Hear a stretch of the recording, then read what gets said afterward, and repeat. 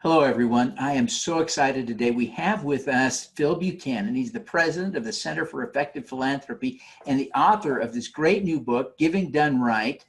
We're going to have a really powerful conversation. If you are in the nonprofit space, or you're a philanthropist, or an aspiring philanthropist, or a novice philanthropist like me, you don't want to miss this episode. Great insights coming. Welcome to the Your Mark on the World show with your champion of social good, Devin D. Thorpe. This episode is made possible via the support of our sponsors, including Johnson & Johnson's Caring Crowd. Phil, welcome to the show. Thank you so much for having me, Devin. Well, we're thrilled to have you and excited to talk about the new book and the insights that you've developed over your nearly 20 years now at the Center for Effective Philanthropy. Just to set the table a little bit, why don't you tell us a little bit about the work of the Center for Effective Philanthropy? Sure. We work with donors and foundations to try to help them to be more effective in achieving whatever goals they've defined for themselves. Historically, for the first 14 or 15 years of our existence, we were focused primarily on big institutional foundations, but we're really trying to broaden out our influence and recognize that there are donors who are doing their giving through a variety of different vehicles, not just foundations, and we're trying to have influence on a broader range of givers, not just the biggest ones. Although I think there's a lot of lessons to be learned from the mistakes and successes of the big donors that regular donors like you and me can learn from. Right. Obviously, when you're giving away money by the millions, you have more opportunity to do research and to figure out what's working. And we ought to extract lessons from that, the rest of us, to figure out how to be more effective in that effort. So I was impressed as I was reading the book that the tone and tenor is not directed at big donors exclusively. It feels very accessible to ordinary philanthropists, including philanthropists of the ilk who are giving $25 every month to a favorite charity. So it really struck me as being very accessible, and that the lessons are intended to be applicable at all scales. I think you have got three ideas in mind that you want to share today, and I'm excited. Why don't you give us your first key principle that you prepared for us today?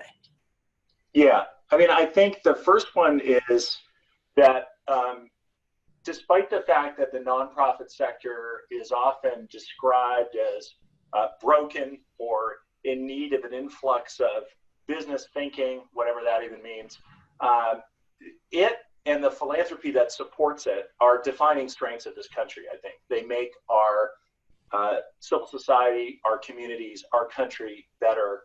They touch all of our lives in ways that we see, and sometimes in ways that we don't see or take for granted. So I think that's really important just to recognize. And the implication for donors then is not to feel like they need to come in and reinvent everything. But there's always room for innovation, but there's also a lot to be said from learning from the success of the nonprofit sector and philanthropy that has been a part of the history of this country. Yeah. I spend a lot of time in the social entrepreneurship, impact investing space, and I hear those folks in that community sometimes saying things like the nonprofit model is not sustainable. Right. And yet the Catholic Church, not to pick on them, not to point, right, but they have depended on donations for 2,000 years. That model really isn't broken. The United Way's been at it for over 100 years. Right. Not a broken model. So right. I think your point is a really powerful and important one for philanthropists to remember, that when they're giving money to a nonprofit, that is not some stupid relic of the 20th century. That is, there are 21st century ways to do that. Okay, so what's your second tip? Yeah, but I just want to comment on that and say, and then I'll get to the second tip, but that how many 200-year-old companies can you think of? Right. But then how many 100 or 200-year-old nonprofit institutions can you think of? So I think it's quite the opposite, that certain nonprofit institutions have been constants over time, and that allows them to play a role actually that business and government can't. It's not better, it's just a different role. So that's a good segue, I think, into the second tip, which is that giving is different from investing. I think that there's a tendency to want to analogize everything to investing. Philanthropy is like venture capital, venture philanthropy. But one of the things that I try to do in the book is actually, point out that even some of the folks who were at the forefront of creating the term venture philanthropy now reflect very thoughtfully and say, actually, it's not a great analog. And that giving is uniquely challenging. Andrew Carnegie observed that 100 years ago. He said something like, or more, he said something like, I have to turn from accumulating wealth to the far more difficult task of distributing it wisely. Warren Buffett said something similar when he made his pledge to the Gates Foundation, that this is a tougher game.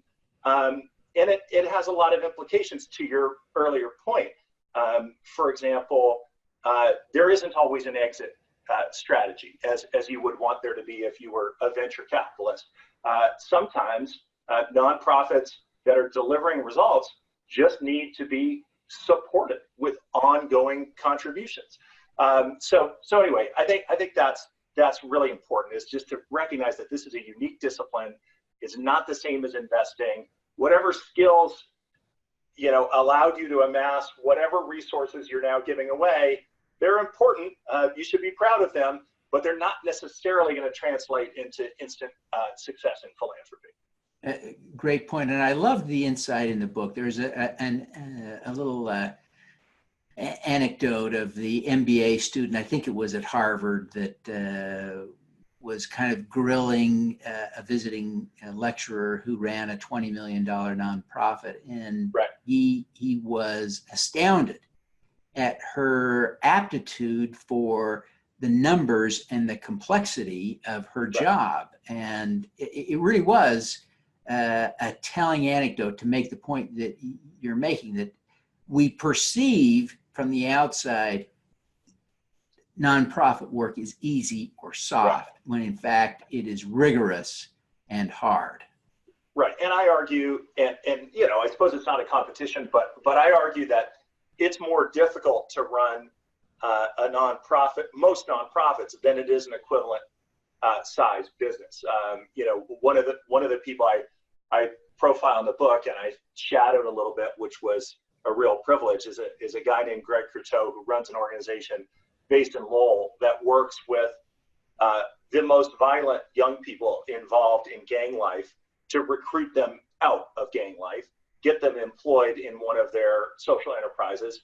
They have a mattress recycling facility, a woodworking shop, a cafe, get them their GED. They have very low recidivism rate, highly effective program. His job is, it requires everything that would be required of a CEO of an equivalent size business and a ton more. He is, there at 2 a.m. in the emergency room if there's a shooting. He works constantly.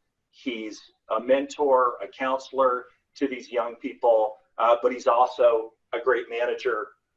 He's a fundraiser. He's a mediator. All of that wrapped up into one. And unfortunately, in this country, we don't really read, he's not on the cover of our magazines, right?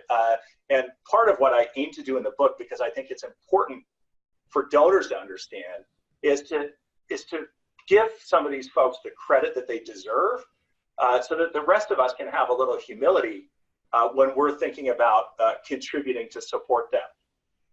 Yeah, that's a powerful, powerful insight. Now, you have another tip or insight for us that you wanted to share. Yeah, this is just with respect to strategy, and again, it involves the tendency to import ways of thinking that make sense in business to philanthropy.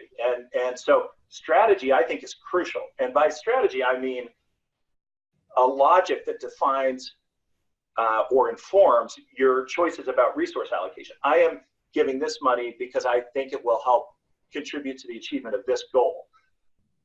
But strategy in business is about unique positioning, being distinctly different from others. When I was a corporate strategy consultant a long time ago, I mean, everything was very secretive. Like, we didn't want anyone to know what our client strategy were, right? Like, we don't want their competitors to know because it's a zero-sum competitive dynamic. In philanthropy, it's all about collaborative dynamics. So if your strategy is yours alone as a donor or a big foundation, you're toast, right? The strategy's got to be shared across many different actors, grantees, other funders, and there's got to be a shared belief that the strategy makes sense. Otherwise, it's going to fail. There are very few examples I can think of a single donor or foundation, accomplishing something alone. It requires many, many actors, and so strategy plays out a bit differently, but often it gets talked about without understanding that nuance and distinction in context. Fantastic. It's really a powerful point to make, as we see all the time. Right. People trying to translate business practices into the nonprofit world, and not always with success. So great Right. insight there. Phil, as you look back on your career, now obviously you've spent a lot of it there at the Center for Effective Philanthropy now, but what are you most proud of having accomplished? I think I'm proud of the influence we've had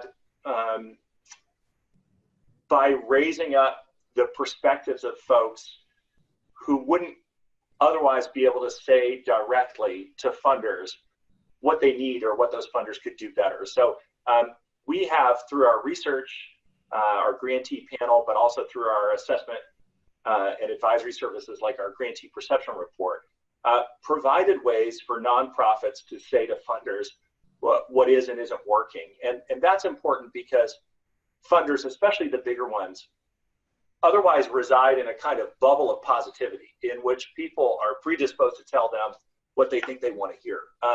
So I'm just proud of that and hopeful that it's contributed to greater understanding of the perspective of folks who are, as I already alluded to, often doing, almost impossibly difficult work.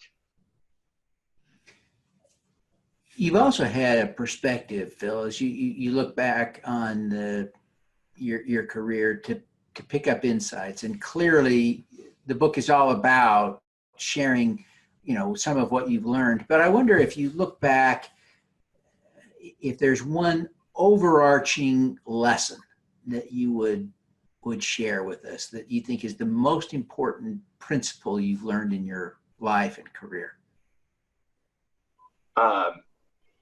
It's hard to pick just one. I mean, I think I've alluded to one theme, which is just recognizing the unique nature of this work, but I think the other one that I would say is the need for a mindset of humility and sort of constant learning and iteration. That in this work, as others like the evaluation consultant Patty Patrizi, I think, does a great job of pointing this out. Cause and effect is so difficult to predict. Nothing can be fixed. You've got to constantly be open to iteration and improvement. And the best examples that I can think of, and there's so many inspiring ones, of philanthropy and nonprofits having contributed to real meaningful change, are ones in which that was the mindset. Oh boy, we thought this was going to work. It didn't work. So we'll try it this way. Oh, that seems to work. We'll do more of that. That's the attitude that's required, and it's hard, but the payoff, I think, is worth it. Phil, you are obviously, I mean, we visited, I've spent time reading your book. You're a brilliant guy. There are all kinds of opportunities available in your career, and I know you haven't done this for free, but you chose this specifically. Why is philanthropy so important to you? Yeah, that's a tough one to answer, and I think inevitably, I'm not sure how conscious we are of these choices when we make them. Looking back, I think it's a pretty personal thing. I was raised in a family where there was a premium placed on trying to make a positive difference in the world. My father was a pretty hardcore activist. I mean, I grew up with him, placing me in marches with, signs on, I didn't even know what I was doing, right? And with stories of him being arrested, lying on train tracks to protest the nuclear warheads that were being transported, through Oregon on their way to some military base in Washington State. And I would say I found, and he died when I was 14. And so I think I spent a lot of time, particularly in my teens and early 20s, trying to think about my life in relation to his. And I think that on the one hand, his sort of idealism and desire to contribute really inspired me. And then on the other hand, I think a lot of what he did was pretty lonely and not necessarily that effectual ultimately. And so it appealed to me, the opportunity to work on a system, and you have these so much philanthropy, and if you can have a little bit of influence on it being done better, that's a very different kind of activism than what my dad did, obviously. But it felt like I sometimes sensed that he was frustrated that he hadn't made more of a difference in the things that he did, and I think I was looking for opportunities where I could combine a sense of desire to contribute with the feeling like I could actually see some significant things shifting. And so if I walk out of a meeting with a donor or a foundation and I feel like, okay, we've had some influence, or our data has had some influence, and them doing their work a little bit better, that feels meaningful to me. And I think that's what it's about. Excellent. Well, Phil, what is your superpower? I don't actually know that I have a superpower. I do.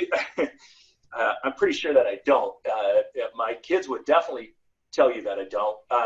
I would say one of the things that CEP and I have gotten pretty good at is providing information to people in a way that is sort of brutally honest, true to the data, but helping them to be able to hear it and act on it productively. So, so providing sometimes tough information with empathy and with a focus on, okay, now where do we go?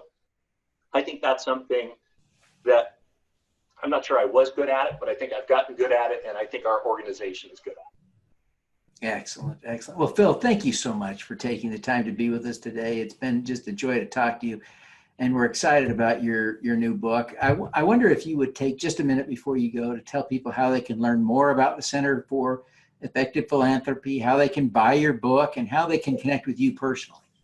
Yeah, you can buy the book in any of the usual places. There's also a book site, givingdoneright.org, with some links there. CEP's website, Center for Effective Philanthropy, is cep.org. I'm on Twitter at PhilXBuchanan. And so any of those are good ways to connect with us. On our CEP website, you can also sign up for our newsletter. Fantastic. Well, Phil, thank you so much for joining me today. It's been a pleasure. We wish you every success in the new book and the great work that you're doing at the Center for Effective Philanthropy. Thank you, Devin. I really appreciate you having me on. All right, let's do some good. At Caring Crowd, we believe everyone has the power to make a difference. Through our crowdfunding platform for community health, we empower passionate people to drive real change. Whether you work for a nonprofit organization, volunteer, or want to get involved for the first time, you can post a campaign on Caring Crowd. Join us, because caring is where change begins. Thank you for listening. Devin Thorpe's mission is to end extreme poverty, improve global health, and mitigate climate change before 2045 by finding and sharing the stories of those who are doing the most good. You can join with other listeners to accelerate Devin's mission by visiting helpdevin.org right now.